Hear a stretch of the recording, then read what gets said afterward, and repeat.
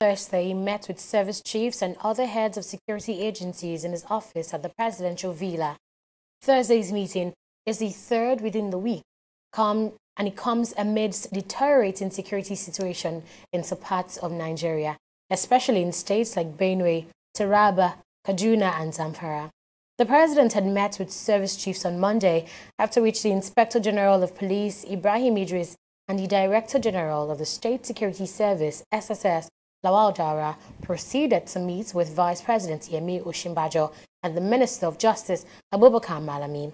Buhari also met with the security chiefs on Tuesday, after which the Minister of Defense, Mansur Ali, made his case for states that passed anti-grazing laws to reverse them. Nigerians have been reacting to President Muhammadu Buhari's decision to declare June 12 as Democracy Day. In the historic decision, President Buhari also awarded Moshood Abiola, the presumed winner of the 1993 polls, a posthumous award of the Grand Commander of the Federal Republic, GCFR.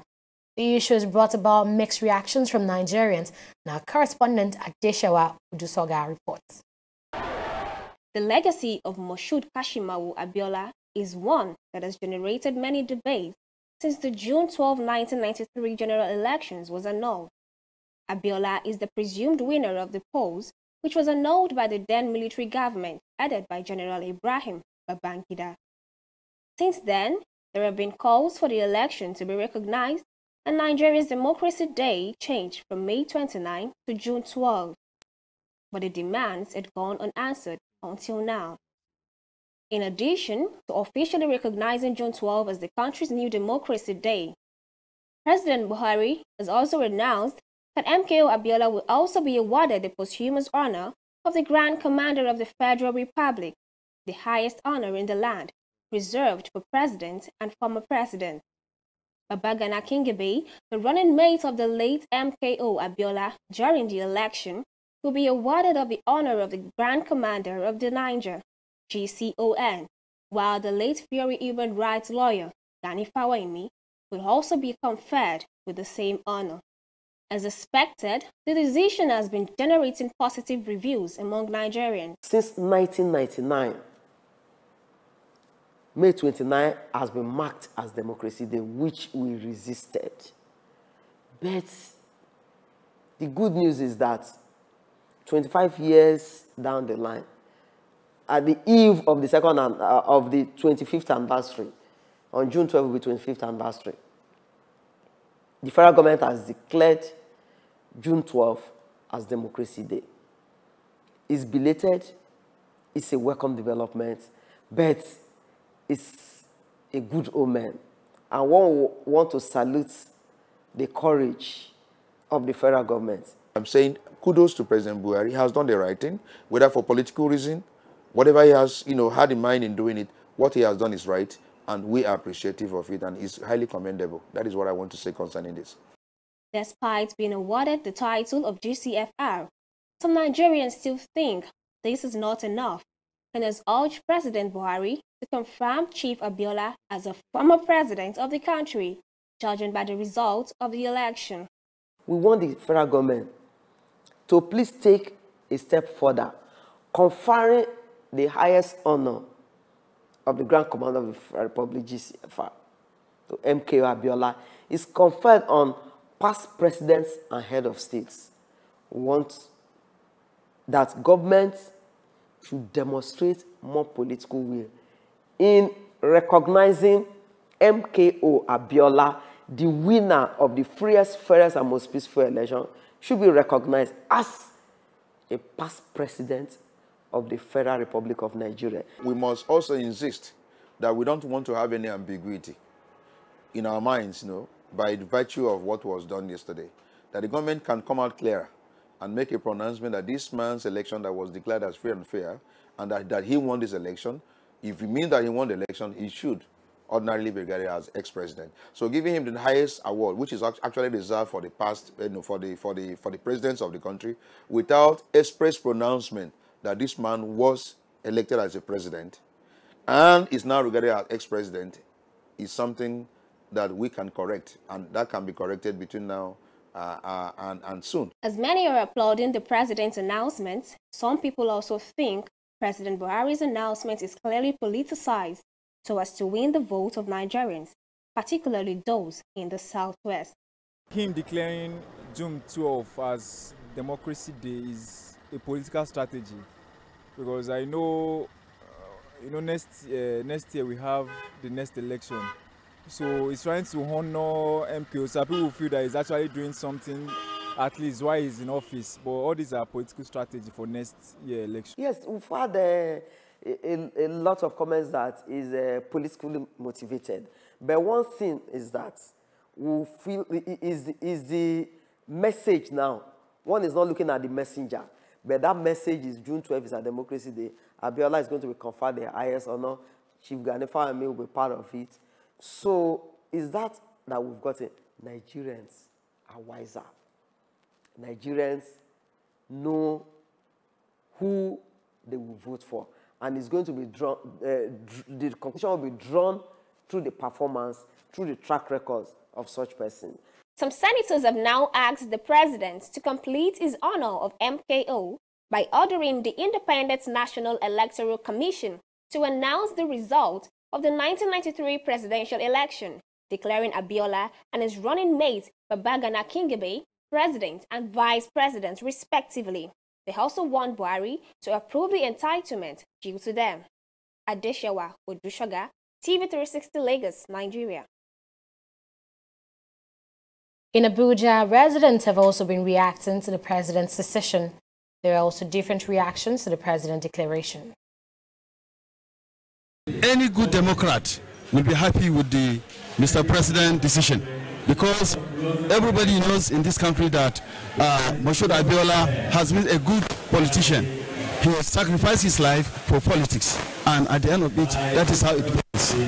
That is how it ends. You understand? So what I will tell you now is that all the supporters of Buhari organization are with Mr. President, and we are beating our chest that Mr. President have done the right thing. I want to congratulate the President for having been able to muster the courage and the political will to do that which the people have been yearning for. Especially our people from the southwest of Nigeria have been yearning for since 1993.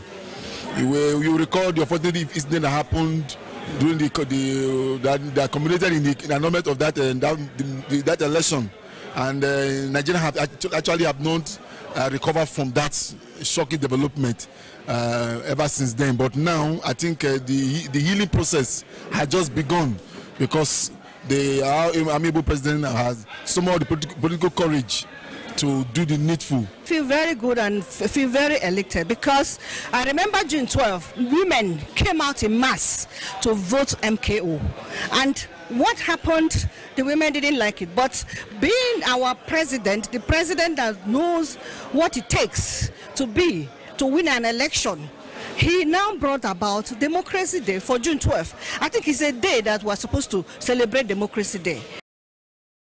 In other news, the Federal Executive Council has approved new projects for the Ministry of Power, Works and Housing and the Ministry of Education at a cost which amounts to over 1 billion naira.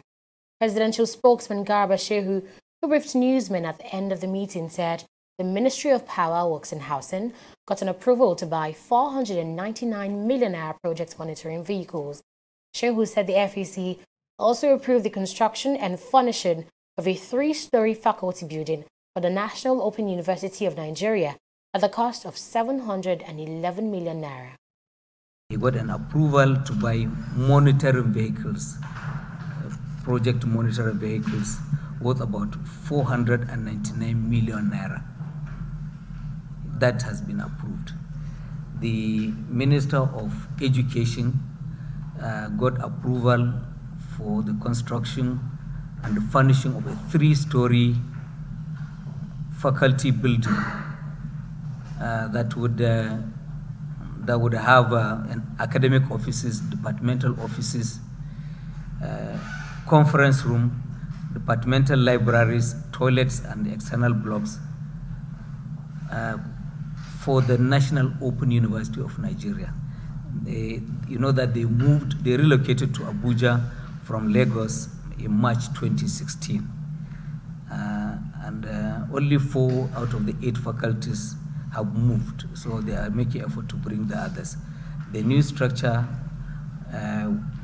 would be built by Spectrum Engineering Limited, and the cost is 711 million naira. The head of service of the Federation also briefed council on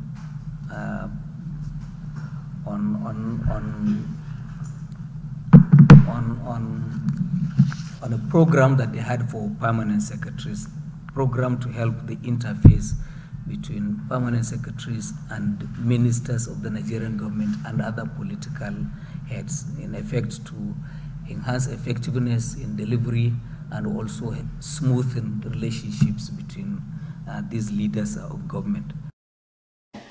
The council also held a valedictory service for the party minister, Kayode Fayemi. Fayemi has stepped down as minister to contest in the Ekiti governorship election as the flag bearer of the All Progressives Congress. In his speech, President Muhammadu Buhari hailed the party minister for his dedication and service. He was given the portfolio of solid minerals and steel development. And you know that sector was virtually abandoned. During the colonial days, they took what they wanted from us. Tin, columbite, and the rest were the priorities until they struck oil somewhere else. And then suddenly, priority of investment was shifted offshore. When he went in, he had to deal with both Nigerian and foreign personnel that are exploiting the lack of commitment of those who are responsible of that sector before he went there. Because if you could recall the amount of children and women that suffered from the effects of mining in Zamfara State and in other parts of the country, and the people responsible, both foreigners and Nigerians, he dealt with them as decently as possible.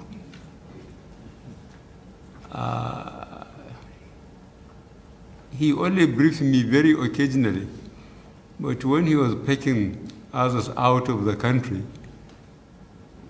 with the cooperation of some of his colleagues, you know, he would come in and let me know.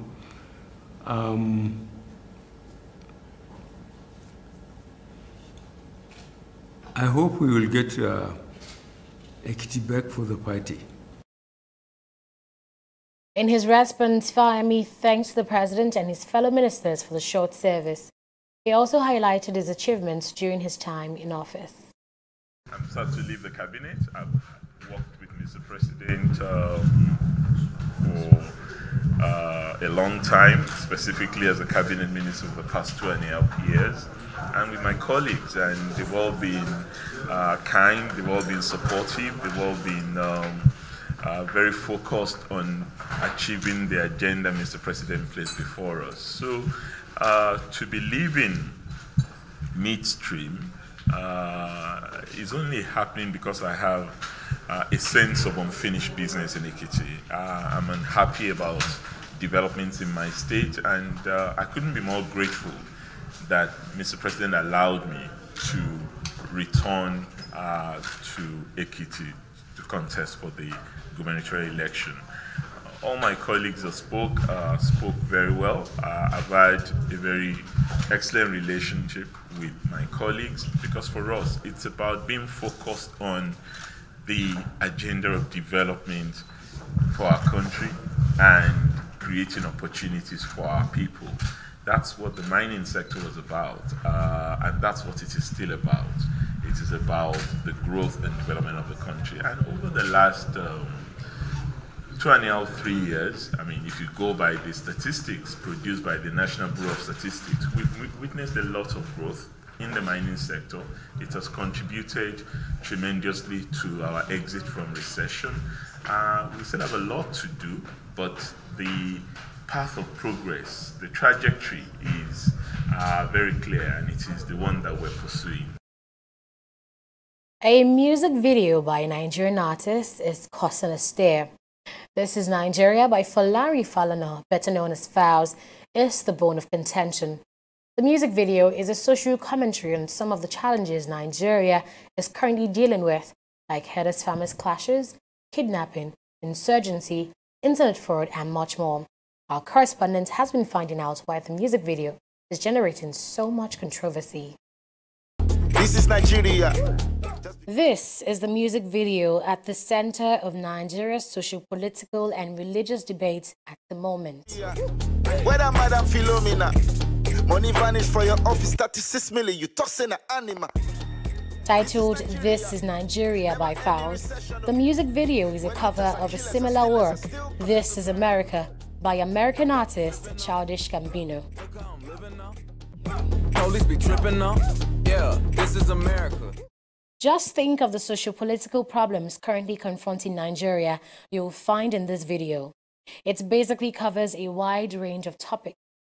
I really hope that the people start to react, take it upon themselves to react, and the way that we can react more immediately. Now that an election period is upon us, what we can do as individuals is to realize that only us can sort of change the outcome of governance, can change our future. We can decide our future. So it's left to us to go out there, register to vote, and get our PVC.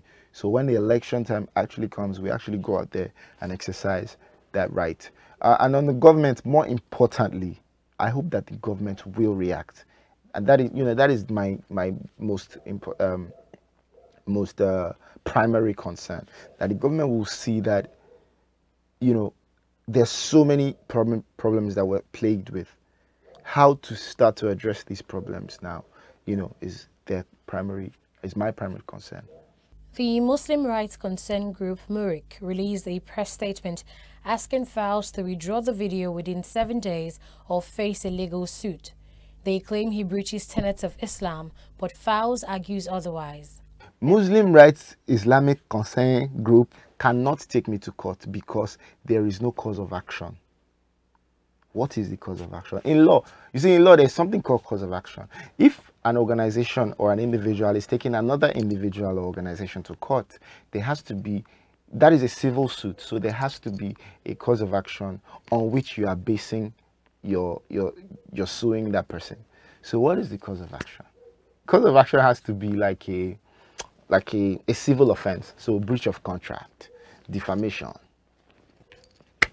What have I done? That is this defamation of whose character? I don't understand. All they did was one dance move. Like, it's funny. And like I said earlier, people just try to shoot the messenger for no reason instead of picking out the message on the song. It's clear what those girls were symbolic of. It's pretty clear. The constant violence and disregard for the girl child. In the north, these things are happening every time. They come, they kidnap a bunch of girls, take them away. How is our government reacting? Extremely sluggish. The video has been viewed over 4 million times in the less than 2 weeks that it was posted on YouTube. But accompanying those views are mixed reactions. Some simply think it's a great work of art.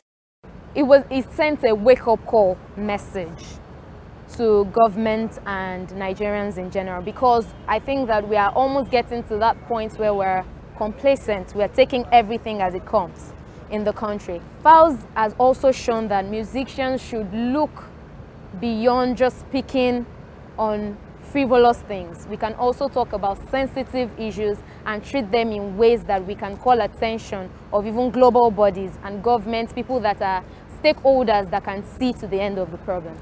He picks out things that are happening in Nigeria that people are not paying so much attention to, and then he examines it.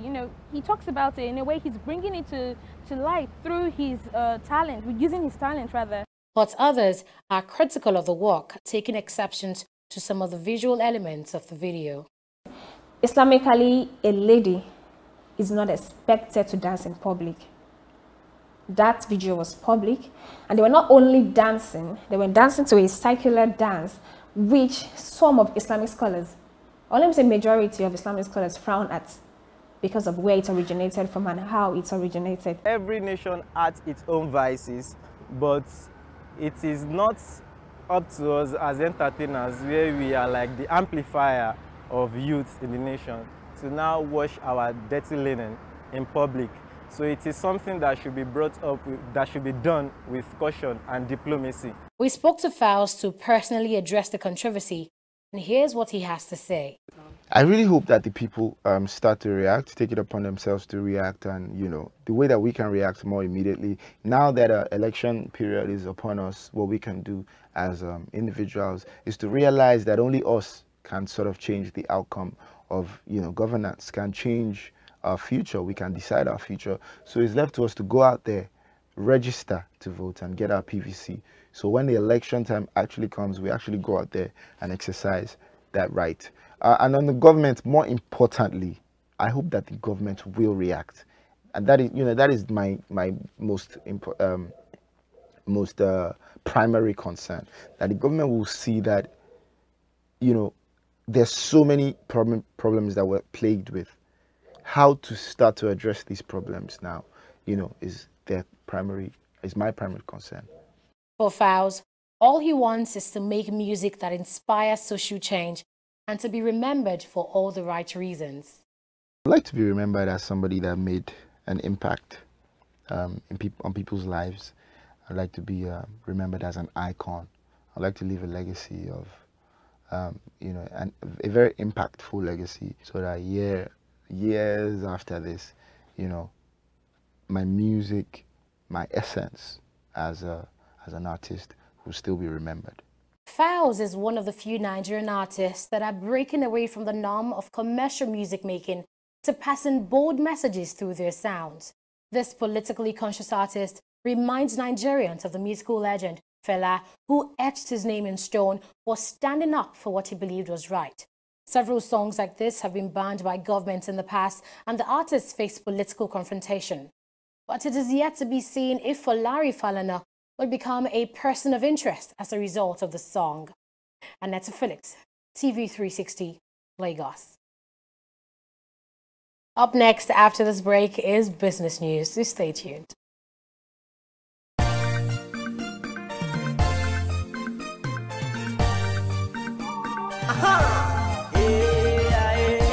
Do the right thing, brother.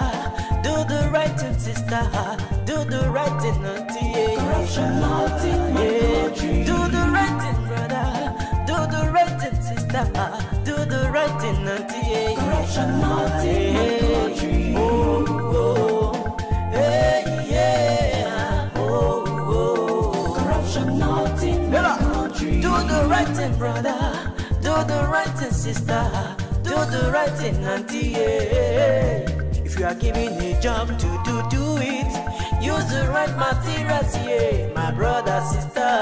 Corruption not in my country. Oh, hey, yeah. Oh. Corruption not in my country.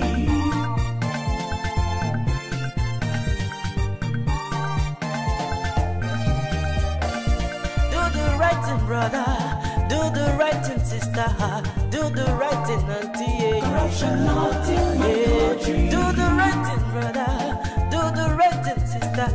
Do the right thing, auntie. Corruption not in my country. Oh, hey, yeah. Oh. Corruption not in my country.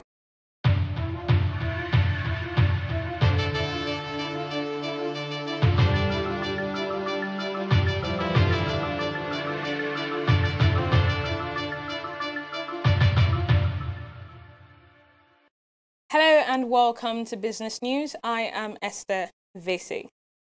The Federal Executive Council has approved 2 executive orders and 5 amendment bills, which allows for the removal of value-added tax on residential properties and amend the company's income tax law. Now, this was disclosed by the Minister of Finance, Kemi Adeosun, while briefing State House correspondents on Wednesday. She said the amendments will lift the tax burden on Nigeria and boost the ease of doing business. Adeosun disclosed that the approval follows a report by the National Tax Policy Implementation Committee on Tax Laws Reform. With regards to the national tax policy, it will be recalled that in February 2017, FEC approved the national tax policy, and that was aimed at making sure that we constantly update our tax laws. Many of our tax laws were obsolete.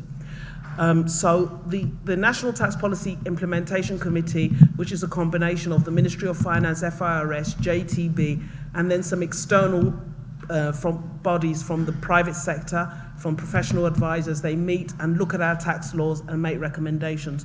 The majority of the provisions approved today are actually removing the tax burden and clarifying obsolete and ambiguous areas of tax. So, for example, for VAT, there's to be exemption now for residential property, leases on rentals, transport for the general public, and life insurance. So these are areas that previously were VATable, and what's been approved today is that these areas should be removed. Then they shouldn't be subject to VAT. In the short term, of course, that means a revenue loss for the government, but we think in the long run that's the right thing to do. Is improving ease of doing business and reducing the tax burden on our people, which is really one of the objectives of this government. The Council also approved an extension of the NPower program. Now, the Minister of State for Budget and National Planning, Zainab Ahmed, told newsmen that 9,400 beneficiaries have been added to the NPower scheme under the Social Investment Program, SIP. The Minister said the NPower scheme had 200,000 beneficiaries already deployed as teachers, agricultural extension workers, and health extension workers. Today, the Ministry of Budget and National Planning presented 5 council memos to council, all in respect of the National Social Investment Program.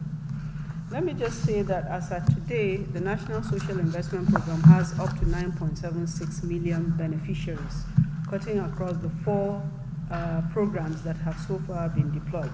But the subject of the meeting today was centered around the NPower program. Already, the NPower program has 200,000 beneficiaries that have been deployed as teachers, agricultural extension workers, as well as health extension workers. So we're adding to these numbers by moving to the NPower knowledge category. This is a category where non-graduates will be trained in skills and attached to companies where they will gain experience as apprenticeship. And the categories we presented today are 3. The first category is a group of 2,000 beneficiaries that will be trained in software development, web development, and they will be equipped with devices. The essence of the training is to make them self-employable at the end of the training. The training will be for 3 months, and there will be a 9-month apprenticeship training attachment after the training. And at the end of that training, they should be ready to be self-employed themselves. The second category that we got approval for today is for the supply of 3,000 numbers of Android phone devices that will be used by staff of the National Cash Transfer Office at the national levels, staff of the state and local government cash transfer offices at the state levels and the ward levels, to register beneficiaries for the conditional cash transfer program, to be able to record their data, their BVN, and their biometrics information, as well as the locations of where they are. And also that device will help them to capture information on payments that are made to the beneficiaries. It will help us to track the performance of the conditional cash transfer program. The federal government has realized 30 billion naira of its 350 billion naira target for the Voluntary Asset and Income Declaration Scheme program, VADE. VADE is a tax amnesty program which is supposed to last for 9 months between July 2007 and March 2008, but was extended for another 3 months by the federal government. Now, Babatunde Fowler, the chairman of the Federal Inland Revenue Service, FIRS, made this known on Wednesday at a workshop organized for chairman of State's Inland Revenue Service. The FIRS chairman said 90% of the accounts realized was collected by the FIRS and the remaining 10% was recovered by state.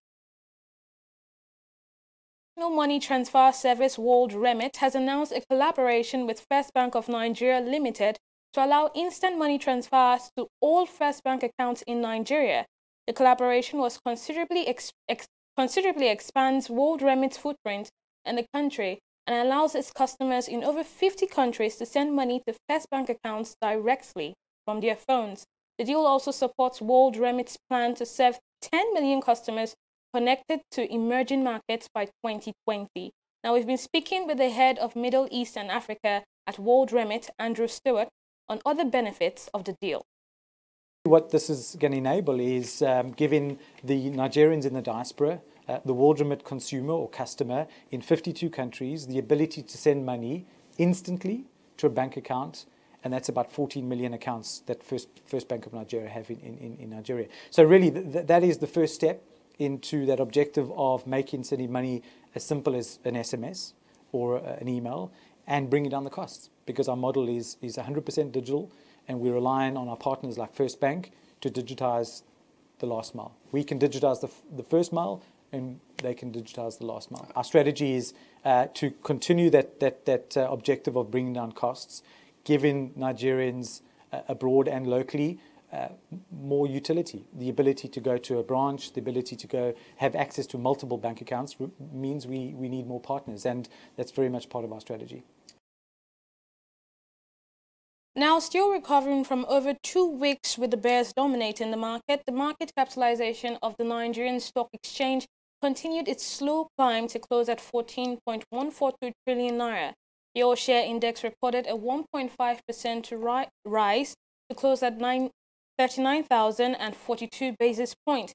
Now, with a total of 7.621 billion naira recorded in 4,726 deals, the top gainers table was dominated by Dangote Cement, Ascan Allied Product, WAPCO, and International Breweries. On the other hand, leading the losers chart was Seplat, Internal PLC, UBA, and Zenith Bank ahead of 15 losers. Now, the week's fourth market session ended with WAPIC, Guarantee Trust Bank, Diamond Bank, and First Bank of Nigeria Holdings leading the top traders chart. And that's all in business news. I am Esther Vese. We'll be right back. Stay with us. Corruption not in my country.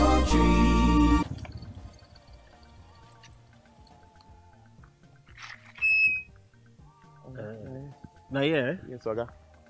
Okay. Where I go come find 300 naira change? I better try look for change now. When they do business? Hey, Timmy. Ade, bro. I be. I beg, give me 200 naira. Make I take sort out this guy. If let's say no get change. Take it, give us. I said 200. Give her 100 naira. Yeah. Okay, I agree to pay 200. How much you think they carry people from that place we carry on the chair? Okay. Why they touch me? Now 100 naira. He agreed to pay. Because that was what you said was the fair. Why you not go pay you? Why you they extort your customer? You see this corruption, what would they hear for news? They see for people everywhere. Now be this so. This is corruption, not in our country. Corruption not in my country. Stop corruption now. The 8 passengers and 2 crew members aboard the ill-fated Cessna C208 aircraft, registration number 5YCIC, have sadly been confirmed dead. FlySAC's chairman Charles Wako made the announcement on Thursday, hours after the wreckage of the plane was spotted in the Aberdaris Forest in Yandauru County. The aircraft went missing on Tuesday after leaving Kitale at around 4 p.m. and lost contact with the Jomo Kenyatta International Airport Control Tower at around 5:20 p.m. Earlier, Transport Principal Secretary Paul Maringa said the wreck of the aircraft, found at 6:45 a.m. by the aerial search team at Elephant Point, some 11,000 feet above sea level, was reasonably damaged. Burundi's President Pierre Nkurunziza said he will not seek re-election after his tenure ends in 2020, is in fears of fresh political crisis in the country. The president had been widely expected to take advantage of recent changes made to the constitution to stand for 2 more terms after he stood for a 3rd time in 2015. But he dispelled the rumor in a state broadcast. Nkurunziza said he's ready to support the new president who will be elected in 2020. The Super Eagles will be going to the World Cup as underdogs indeed, as they slipped further in the last FIFA ranking before the World Cup commences in Russia. The Super Eagles dropped one place from 47th position to 48th in the latest rankings released by the World Football Governing Body on Thursday. In Africa, the Super Eagles slipped from 6th place to 7th, as they are now behind Tunisia, Senegal, Congo, Morocco, Egypt and Ghana. The trio of Cameroon, Burkina Faso and Mali complete the list of Africa's top 10 teams. Zdravko Mamić, the most powerful man in Croatian football, has been handed a jail term for corruption, while Luka Modric has been charged with perjury. Mamić was handed a 6.5-year sentence after being found guilty of siphoning off an estimated £2 million in transfer fees during his time as an executive at Dynamo Zagreb. The two other former senior Dynamo officials and a tax official were also jailed for corruption. All had denied any wrongdoing and have a right to appeal to a higher court. Rafael Nadal battled back from a set down to beat Diego Schwartzman 4-6, 6-3, 6-2, 6-2 in the rain-interrupted French Open quarterfinal on Thursday, edging closer to an 11th title in Paris. The world number one was much improved under the sunshine on Cote Philippe after finding life difficult in damp conditions the night before, finally seeing off dogged Argentinian Schwartzman on his fourth match points. Nadal will face Juan Martín del Potro in the semi-finals after the Argentine defeated Croatian third seed Marin Cilic 7-6, 5-7, 6-3, 7-5 in their quarter-final clash. Thanks for watching News Now on TV360. I am Annetta Felix.